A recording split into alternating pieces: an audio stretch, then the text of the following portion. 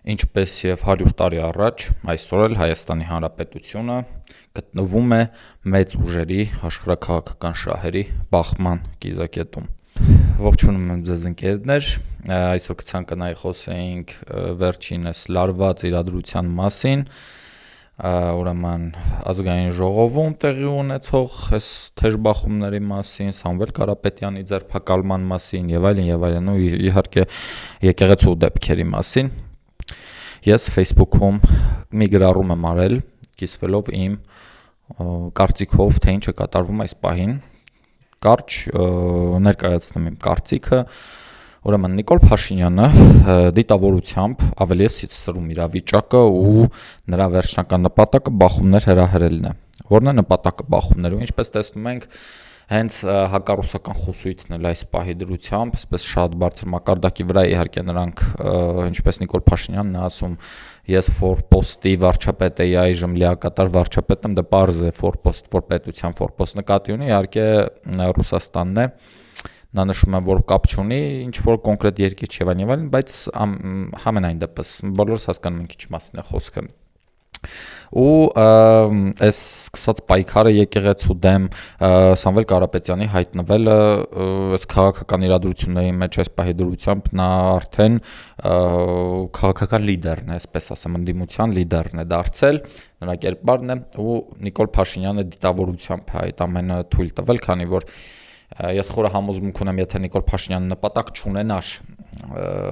այսպես ավելի տաքացնելու մթնոլորտը ու ավելի այսպես սրելու իրավիճակը, նա պարզապես կարող էր persona non grata, այսինքն ոչ ցանկալի անձ ճանաչել Սամվել Կարապետյանին, նրան դուրս հանել Հայաստանի Հանրապետությունից, բայց նրան պետք է հենց այդ մարդը ընդդիմության լիդերի դերում ու իրեն կանոնավորելով, իր վրա ճնշումներ գործադրելով մոբիլիզացնել ընդդիմությունը, որն է նպատակը կարծենք դուք սուչի խելագարվել էլի, ասենք ընդդիմությունն է իր դեմ տրամադրում, բայց շատ հստակ է էլի իր ծրագիրը վաբանկ գնալն է։ Իսկն այս պահի դրությամբ մենք տեղյակ ենք, որ Ալիևը գտնվում է Թուրքիայում Էրդողանի հրավերով, վաղը Էրդողանի հրավերով լինելու է Թուրքիայում Նիկոլ Փաշինյանը։ Ըստ իմ պատկերացումների, ըստ իմ տրամաբանության, ինչ է այստեղ կատարվում։ Էրդողանը զգուշացնում է Ալիևին, վերջին պայմանավորվածություններին է գալիս, որ Ալիևը ագրեսիա չիրականացնի Հայաստանի նկատմամբ, որովհետև միայն ագրեսիան կարող է հնարավորություն տալ նախկին իշխանություններին վերադառնալ, վերարտադրվել։ Մնացած բոլոր պայմաններում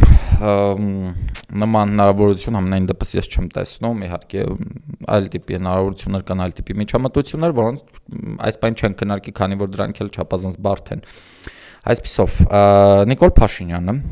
վաղը գնալու է Թուրքիա Ալեն Սիմոնյանի խոսքով պատմական հանդիպման, այսինքն պատմական պայմանավորվածություններ են ձեռք բերվելու։ Իհարկե մենք բոլորս հասկանում ենք պատմականի իմաստը որտեղ է, կարող է ամենայն հավանականությամբ սահմանների բացման հարցը քննարկել, կարող է շատ այսպես թե տնտեսական, քաղաքական, մինչև այսպես ասենք հոգևոր ու արժեքային հարցեր քննարկվեն, հոգևոր արժեքային ասածը նկատի ունեմ, որ այդպես հայ ազգի արժեքների մասին է խոսքը, արժեքներից հրաժարվելու մասին է խոսքը։ Ու այս իրավիճակում, այսպես անվանենք, Նիկոլ Փաշինյանը ցանկանում է Հայաստանի Հանրապետությունը դուրս քաշել Ռուսաստանի տակից ու դնել Թուրքիայի տակ, որովհետև այսպես ասեմ, եթե մի պետություն, որի ներդրումները, եթե չեմ սխալվում, 60%-ից ավելին մեկ կոնկրետ պետությունից է տեղի ունենում, առևտրի 60%-ը մեկ կոնկրետ պետությունից է տեղի ունենում, նրա հետ է տեղի ունենում, եթե ռազմավարական օբյեկտների մեծ մասը այդ մեկ կոնկրետ պետության վերահսկողության տակ են, առնվազն խելագարություն, խելահեղություն է նման լկտի պահվածքը նման ու այսպես ասեմ հզոր պետության, միջուկային պետության նկատմամբ, խոսքը իհարկե Ռուսաստանի մասին է, ու բոլորս շատերը կասեն երևի խելագարվել է, որ նման բան է անում, կամուրջները այրում են, բայց ոչ չի խելագարվել, հենց նպատակը դրանում է այդ վակուումը ռուսական կապիտալի, ռուսական ազդեցության, ու մնացած բոլոր այդ ոլորտների վակուումը լրացնել թուրքականով, թուրքական ազդեցությամբ, թուրքական առևտրով,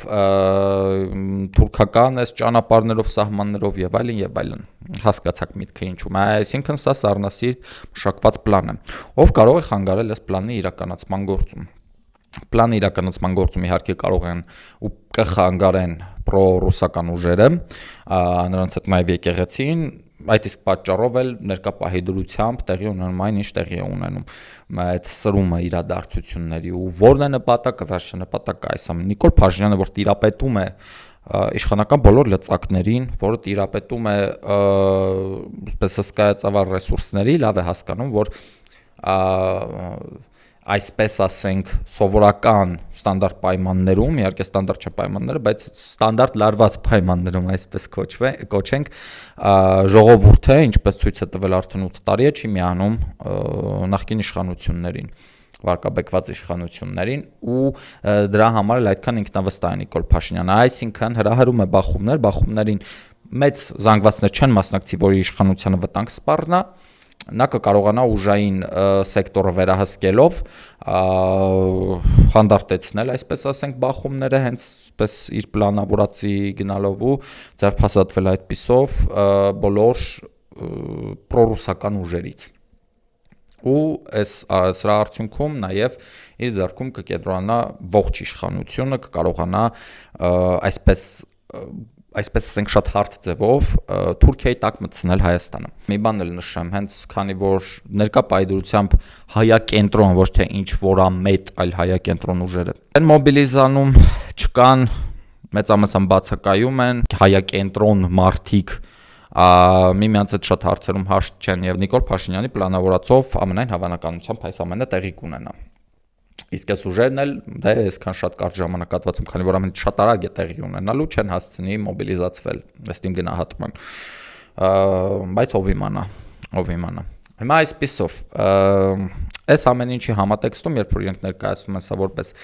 արժեքային պատերազմներ, որպես այսպես իրենց պայքար ընդդեմ այսպես սրբապիղծ ճակերտավոր հոգևորականների եւ այլն, սա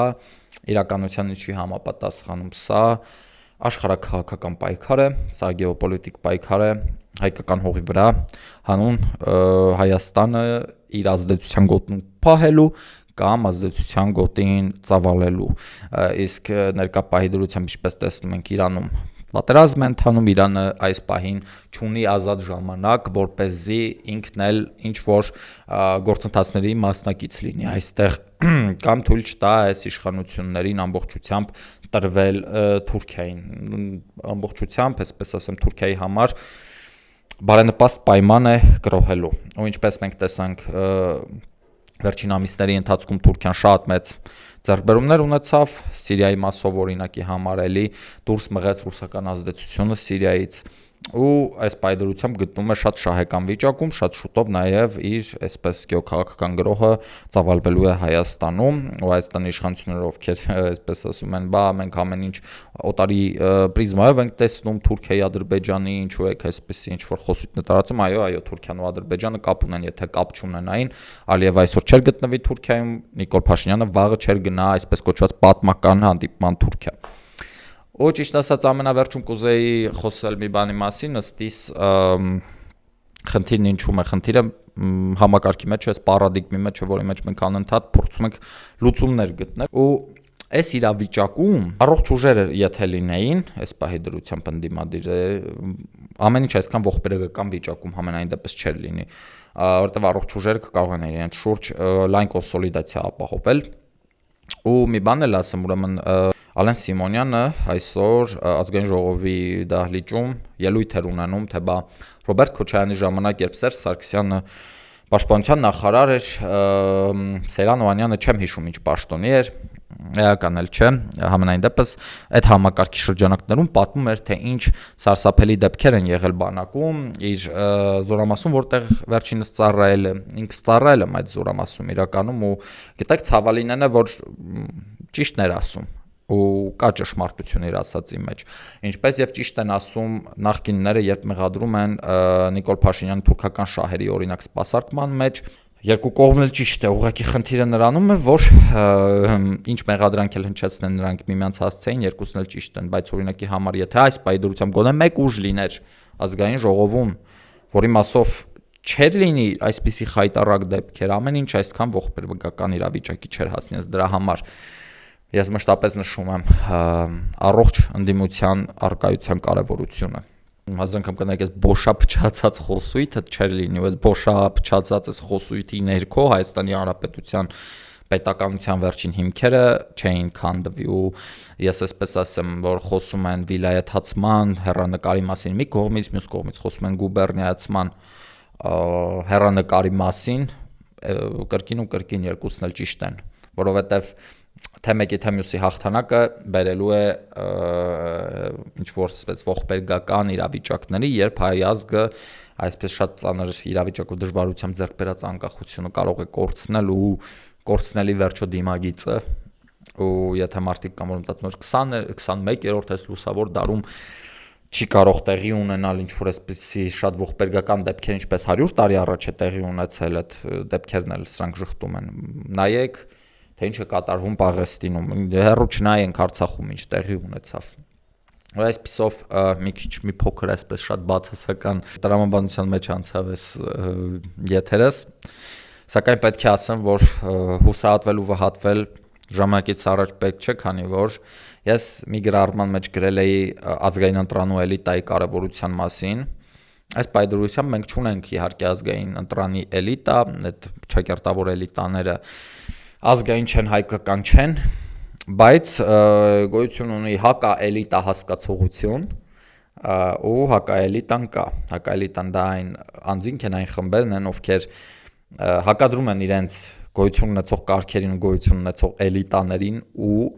պնդում են, որ իրենք են հանդիսանում իրական էլիտան։ Ու այդ իրական էլիտան գոյություն ունի, այդ էլիտան կա, այդ էլիտան հաշտ չէ իր մեջ, ինչպես ես միշտ նշում եմ, այդ էլիտան չի ցանկանում համագործակցել, բայց երբ ժամանակը գա, երբ առիթը գա, այդ էլիտան պետք է համախմբվի ու մեկ նպատակի համար պայքար մղի։ Իսկ մինչ այդ ես ինքս զերծ եմ մնում այսպես ասենք կայսրությունների բախման այս խժդժություններին մասնակից լինել, քանի որ դա ես համոզված եմ լավ տեղ չի տանելու։ Հասարակությունը պետք է ավելին ասեմ, պետք է երկու կողմին էլ զերծ պահի այդ պայքարից, զերծ պահի միմյանց դեմ պայքարից ու չթույլ չտա բախումներ, որովհետև այդ բախումների դառը պտուղները ողջ հասարակությունն է ամբողջ խնելու։ Երևի այսքանը, բայց չենք վհատվում, չենք հուսահատվում, պայքարի ոգով ենք լցվում, քանի որ սա պայքարի մի նոր էտապ է բացելու, որին պետք է պատրաստ լինենք բոլորս, թե իրենց հակաէլիտա համարող անձինք ու խմբերը, եւ թե ողջ հայ հասարակությունը, որը սպասում է իր հակաէլիտայի առաջնորդությանը։ Այսպիսով լավ եղեք, բարին ընդ ձեզ ու կրկին կհանդիպենք։